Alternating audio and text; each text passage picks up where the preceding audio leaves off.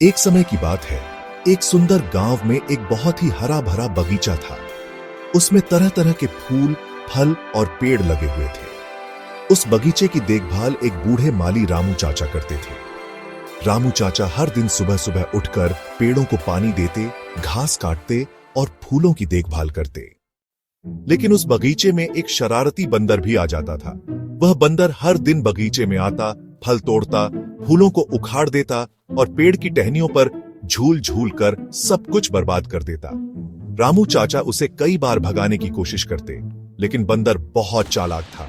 वह जल्दी से पेड़ पर चढ़ जाता और हंसता रहता। रामू चाचा ने सोचा, अब तो कुछ करना पड़ेगा, वरना मेरा प्यारा बगीचा तबाह हो जाएगा। अगले दिन रामू चाचा ने एक तरकीब निकाली। उन्होंने बगीचे के बीच में एक बड़ा सा नकली केला बनाया, जो दिखने में तो असली जैसा था, लेकिन वह अंदर से लकड़ी का था। केले के पास उन्होंने शहद रख दिया और वहां कुछ गोंद भी लगा दी। जैसे ही बंदर आया, उसने शहद सूंघा और उस नकली केले को पकड़ लिया।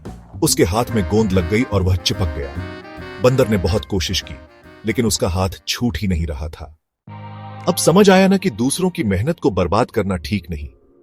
बंदर बहुत शर्मिंदा हुआ। रामू चाचा ने उसे छोड़ दिया, लेकिन यह वादा लिया कि अब वह कभी बगीचे को नुकसान नहीं पहुंचाएगा। उस दिन के बाद बंदर ने बगीचे में आना तो नहीं छोड़ा, लेकिन अब वह फल खाकर बीज मिट्टी में गाड़ देता और फूलों के पास बैठकर सुस्ताता।